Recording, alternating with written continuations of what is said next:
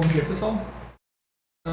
Hoje eu vim aqui tratar com vocês sobre o Conselho Monetário Nacional, que é o órgão deliberativo máximo do sistema financeiro nacional. Como assim é o órgão deliberativo máximo? É o sistema financeiro nacional. Bom, o sistema financeiro nacional é onde que ocorre todas as intermediações financeiras. Você não compra coisas por aí, você não vai no banco, você não vai no mercadinho, você não faz tudo com dinheiro praticamente. Todo esse conjunto, só que no país inteiro, é o nosso sistema financeiro nacional. E a gente tem essas intermediações financeiras, né? Porque normalmente, se a gente faz uma troca de, sei lá, vou comprar pão ali na padaria. Eu compro esse pão com um dinheiro, né? Então, tipo, eu não vou ali, sei lá, e pego uma ovelha e pego um pedaço de pão.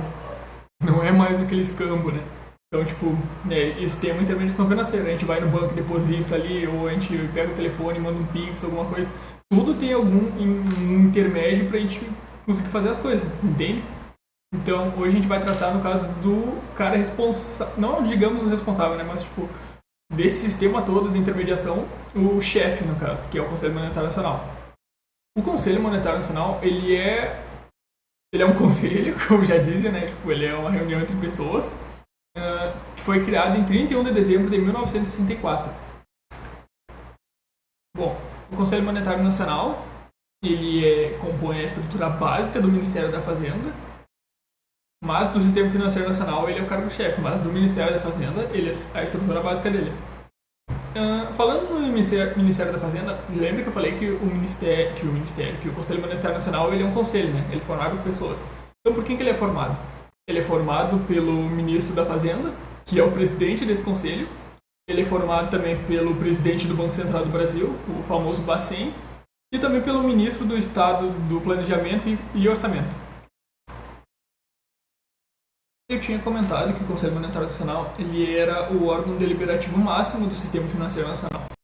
Mas como assim órgão deliberativo? Ele delibera sobre o quê? Uma das coisas que ele delibera é sobre as normas, as diretrizes, no caso das políticas monetárias, cambial e creditícia. Mas como assim políticas monetárias, creditícia e cambial? Política monetária seria tipo, ele define políticas assim para controlar a quantidade de dinheiro que tem em circulação no momento. Então a política monetária é isso. E para, deixa eu ver, e creditícia, o que seria a política creditícia? Ele define, sei lá, uma regra para a concessão de crédito, tanto para instituições, empresas e tudo mais. No caso, para as instituições financeiras realizarem essas concessões de crédito. E agora, e cambial. O que seria cambial? Seria, no caso, dele fazer tipo, uma diretriz para as operações de câmbio e comércio, né, internacional. Sabe que, tipo, na hora que a gente, no caso, realiza uma transação, sei lá, uma troca da nossa moeda para a moeda sei lá, euro para dólar e tudo mais, normalmente isso acontece por meio de taxas e tudo mais, tem, no caso, a questão dos impostos e tudo mais sobre compras e tudo mais, é ele que vai definir, no caso, as regras para esse tipo de coisa existir. Um exemplo, no caso, dessas deliberações que ele tem, é que o Conselho Monetário Nacional ele define a meta da inflação que o Banco Central tem que cumprir, no caso, que ele tem que perseguir atualmente. E aí isso influencia nas decisões do Banco Central sobre a taxa Selic, que é tipo os juros básicos da nossa economia aqui mesmo. Ele vai ter que alterar essa taxa, no caso, para tentar controlar a nossa inflação e regular a quantidade de dinheiro em circulação, né? Ele também regula as condições de constituição, funcionamento e fiscalização dos intermediários financeiros. Mas o que é isso, né? É que ele estabelece normas para a criação, para a operação e para a supervisão de instituições financeiras. Aí, que instituição financeira pode ser essa? Sei lá, um banco, uma corretora financeira e tudo mais. E aí ele tem que assegurar, no caso, que essas instituições eles se atuem da maneira mais segura e ordenada possível, né? Agora, um exemplo disso seria, tipo assim, ele define o capital mínimo necessário para a criação de um novo banco. Um banco não pode começar com um capital tão abaixo, no caso. E aí, tipo, garantindo que ele comece, no caso, colocando uma regra para ele comece a partir de certo capital, ele garante que essa instituição tem uma estrutura financeira robusta para operar no mercado. Ele também propicia o aperfeiçoamento das instituições e dos instrumentos financeiros para maior eficiência do sistema de pagamentos. Mas o que é isso tudo, né?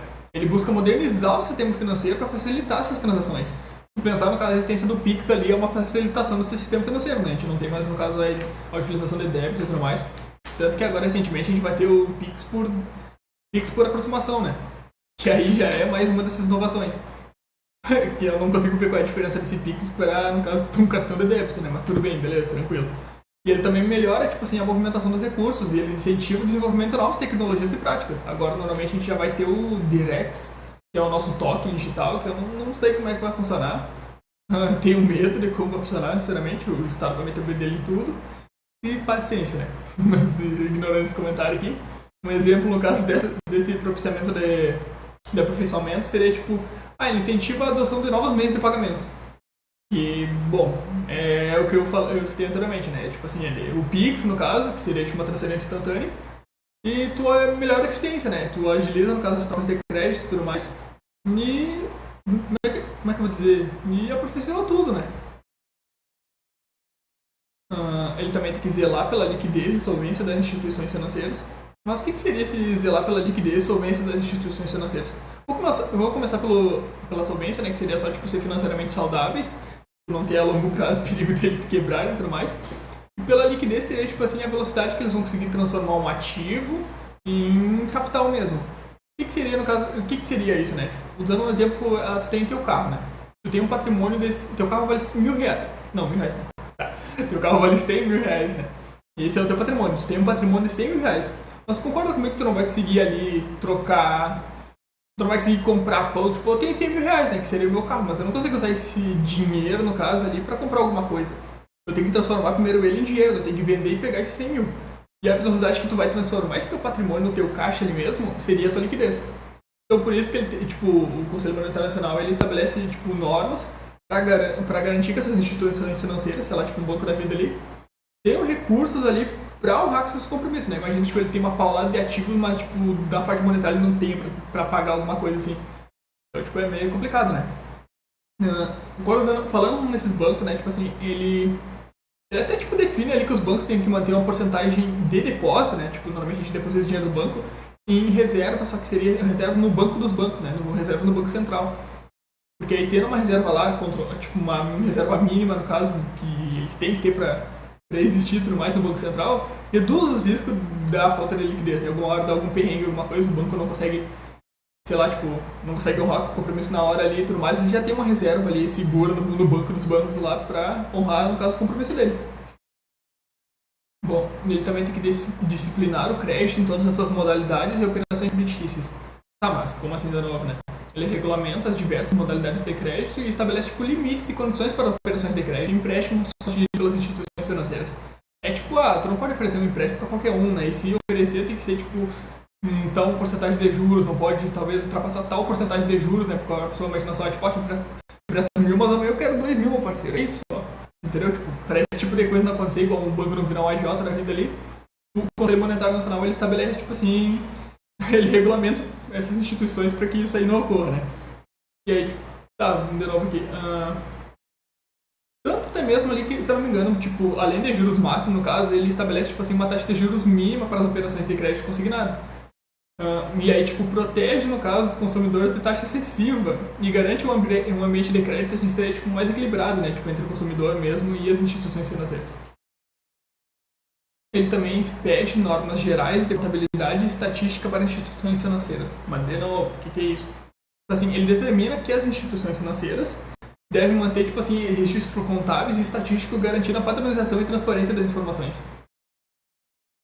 Ele exigindo, no caso, tipo assim, um registro, no caso de tudo que acontece, né? Ele consegue padronizar isso em todas as instituições financeiras, né? Mantendo, tipo assim, tipo, tudo mais padronizado entre todas as instituições. Aí fica mais fácil dele ver como é que tá a situação macroeconômica, tipo, do nosso, sei lá, da vida, tipo, do nosso país mesmo. Um exemplo disso seria que, tipo assim, ele estabelece, no caso, um modelo contábil próprio, assim, para o balanço patrimonial dos bancos especificamente. E aí, toda vez que, tipo, um banco tiver que demonstrar, no caso, a situação financeira e tudo mais, está tudo no mesmo formato. Bom, e por último ali, ele também regulamenta as operações de redesconto e de empréstimo entre instituições financeiras. Tá, mas como que isso funciona no caso? Quer dizer que ele só define, tipo assim, as regras dessas operações de redesconto e de empréstimo entre as instituições financeiras mesmo ali e o Banco Central, que é, tipo, de novo, o banco dos bancos. Isso, no caso, acaba dando, tipo, para as instituições financeiras um suporte financeiro mais tranquilo, no caso, né, para a ideia da liquidez mesmo. Caso ele precise de um empréstimo mesmo, diferente lá, eu lembro que eu falei que Lembra que eu falei no caso da questão que eles têm que ter um depósito lá no Banco do Brasil e tudo mais para no Banco do Brasil, não, o Banco Central do Brasil, no caso, para eles terem que ter uma liquidez.